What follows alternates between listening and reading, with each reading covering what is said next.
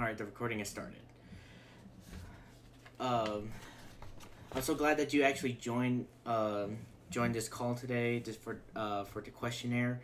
Um, I'm so actually happy that you actually accepted on doing this interview. Um, Well, I'm happy to I'm happy to be here.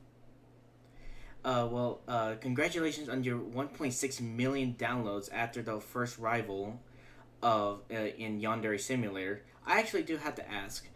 I have seen a lot of stands trying to copy your game right down to the exact characters from the original game.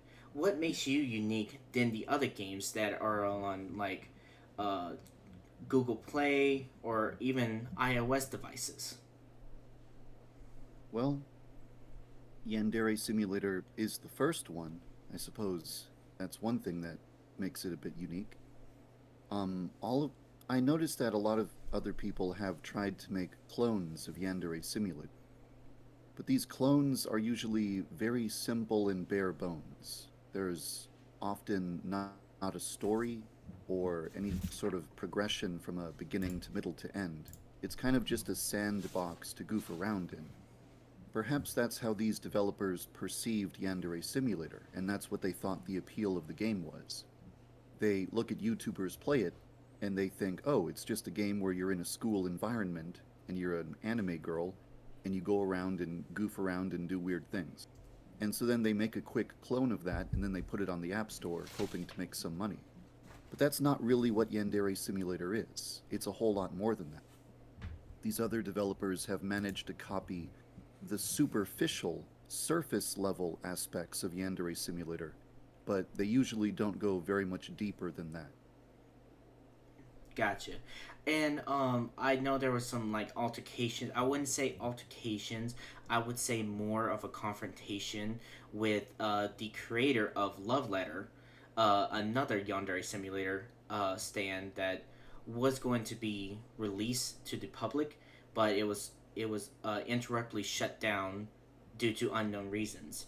What if you don't mind me asking, what makes it what makes it more better? What makes your game better than Love Letter back then? I think the real question would be why on earth would anyone actually perceive Love Letter as being a better game? Because what the developer did was he used third party tools to extract Yandere Simulator's assets from the game. Then he opened up a Unity project and he dropped Yandere Simulator's assets into Unity. And he made a very simple, bare bones environment that kind of resembled a school. And then he did the bare minimum amount of effort to make a schoolgirl character model walk around. And from the trailer, you could see there was like a killing animation and the ability to drag ragdolls, but that's really something you can do in just an afternoon with a small degree of knowledge of Unity. So he really didn't create anything impressive or meaningful, and he wasn't really making a project that in any way had anything that Yandere Simulator doesn't have.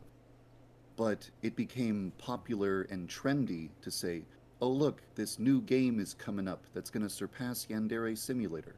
Because that makes for good drama.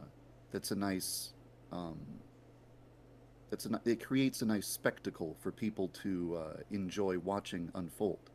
So there really was nothing about the game that exceeded what could be done in one afternoon with Unity, but people just really enjoy a spicy narrative, enjoy a scandalous accusation. They enjoy drama. So this kind of weird story popped up that Love Letter is this game that's coming up and it's going to surpass Yandere Sim, but it really doesn't make any sense to conclude that. It was just using assets stolen from Yandere Simulator. There was nothing that made that game special. And you said it stopped development for unknown reasons, but that's really not the case. It's pretty well known why it stopped. It was revealed that the developer of that game was sending pictures of his genitals to minors. And after the internet caught wind of that, they swiftly canceled him. He lost all support, and all of the people who were working with him stopped working with him due to like what they called a terrible work environment. So it's no surprise that you know just a Okay. project that pops into existence with, just because the developer thinks he can one up another developer isn't necessarily going to be run by competent people. Gotcha. And yeah, Yeah, I that was project. sorry. Hmm. Sorry to interrupt. As in my point of view, when I actually saw the tweet, because I was following him at the time, um, that's I didn't even know any of what was going on behind the curtains. So you bringing this up when he was sending explicit pictures to minors, that was just an eye opener for me. So thanks for bringing that up because I actually did not know at that time.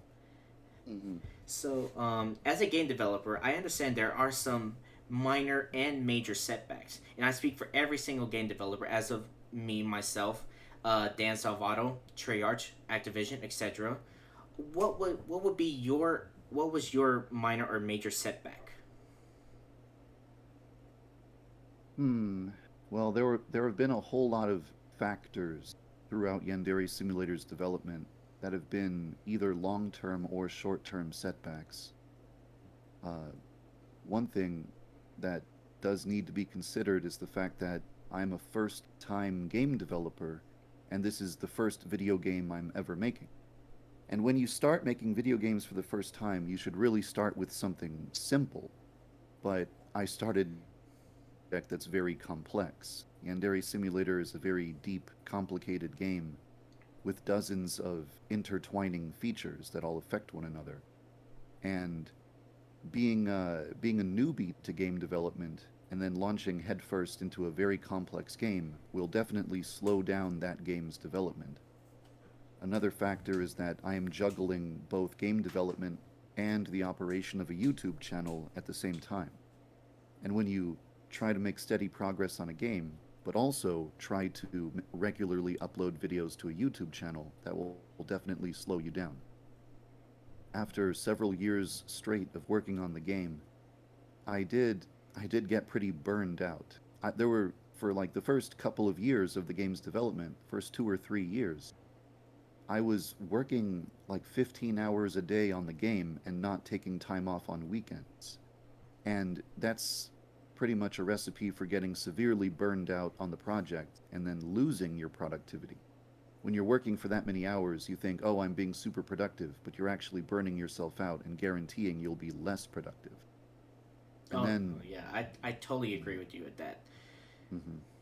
Because And me making Doki Doki Literature Club mods, because I started my first mod, which was Doki Doki Literature Club My Turn. Um, it was kind of a challenge for me as well. So it's only for a matter of time. And this new one that I'm making, a sequel, I've kind of went through some struggles, and me trying to work at it at the same time. It like I totally understand. You get burned out easily, so I understand where you're coming from. yeah, What was your most challenging issues of making Yandere Simulator? Characters, voice acting. um, well, there have been issues both inside of game development and then outside of the game as well. The, the issue in game, within the game's development, just within the game engine, that makes it most difficult to make the game. I suppose sometimes there's a lack of the assets I need. Like if I want to put in some sort of mini game where the player is having a physical struggle with another student, I'll need animations for like a fight taking place.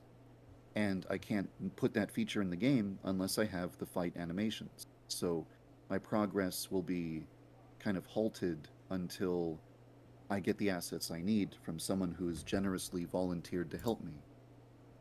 And until that time, I just have to work on some other aspect of the game, which is always kind of a frustrating experience when you can't work on the thing you want to work on. Gotcha. I got you on that. How do you I from your perspective, how do you actually stay up with the latest game and software trends? In other words, how do you better your game when you got the new and old stealth games? Alien Isolation, Hitman 2 and 3, Tom Clancy Splinter Cell, Blacklist, and Assassin's Creed. Well, Yandere Simulator is. I know that in the very beginning, when I started developing it, I I was just planning to make a Hitman clone, just a straight up copy of Hitman, but you're an anime girl. And over the years, I have drifted away from that. I have many times called Yandere Simulator a stealth game, but perhaps it's no longer really accurate to say that. I've sometimes called it a social stealth game because you're doing bad things in public and you're trying to keep your reputation up while you're doing that. So it's not necessarily the same type of stealth as Splinter Cell or Metal Gear Solid or Assassin's Creed, where you're sneaking around in the shadows. It's more like you're doing bad things out in the open and you just have to keep your reputation up while you do it. It really doesn't it really doesn't seem like a game where, I need to go play another stealth game to figure out what to add to Yandere Sim. Yandere Sim is kind of its own thing.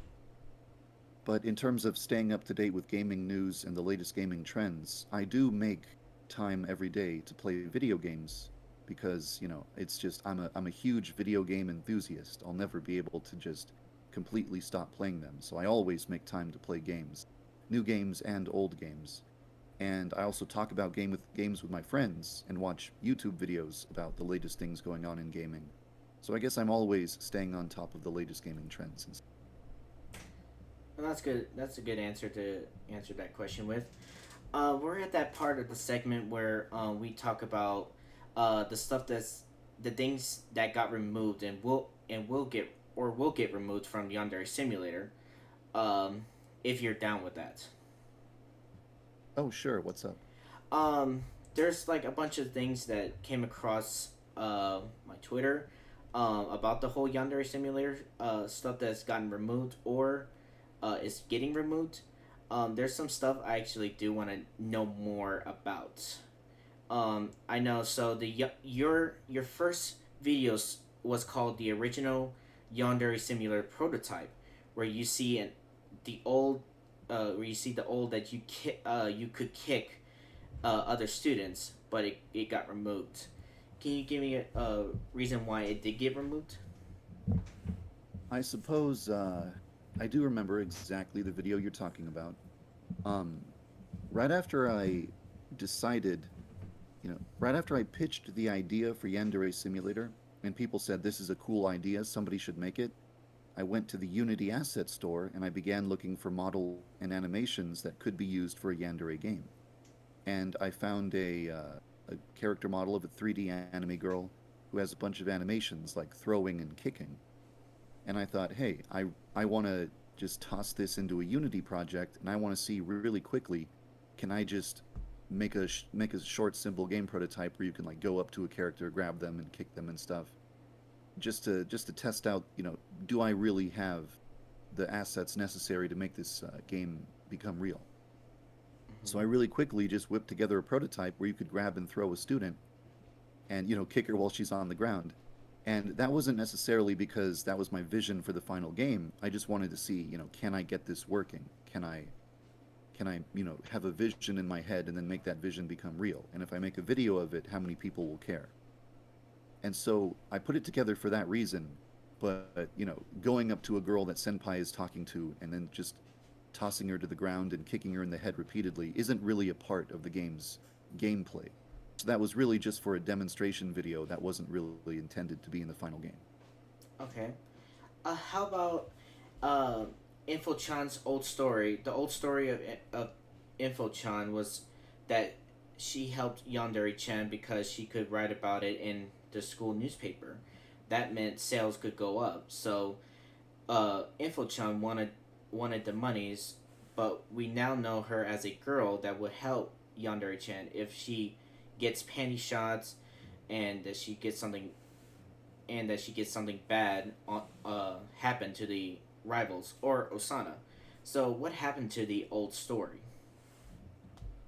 Um, when I made the first few videos, let's see here. Early in the game's development, I created these cutscenes to kind of give the premise of the story before the gameplay begins. And a lot of people said they didn't like that story. They thought it was bad. And I agreed with them about all the reasons why they said it was bad.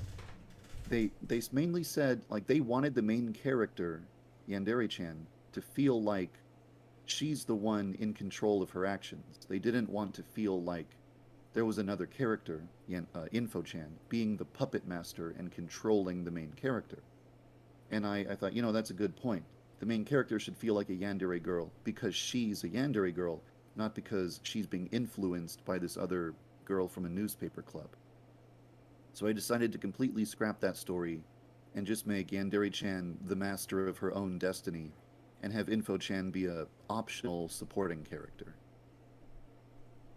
Okay. And the last thing I want to talk about is the Info-chan as the final rival.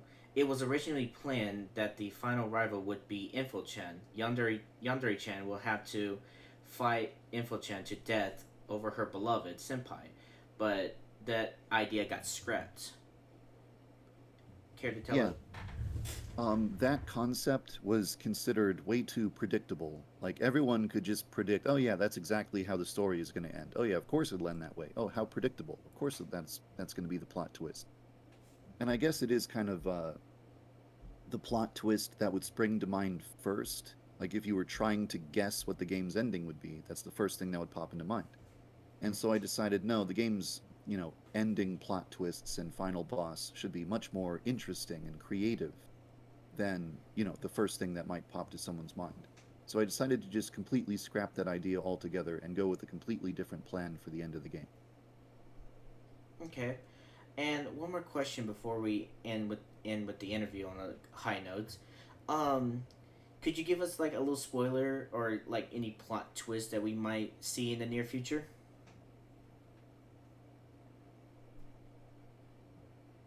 Future, a lot of new content is being added to the game, including a lot of new characters.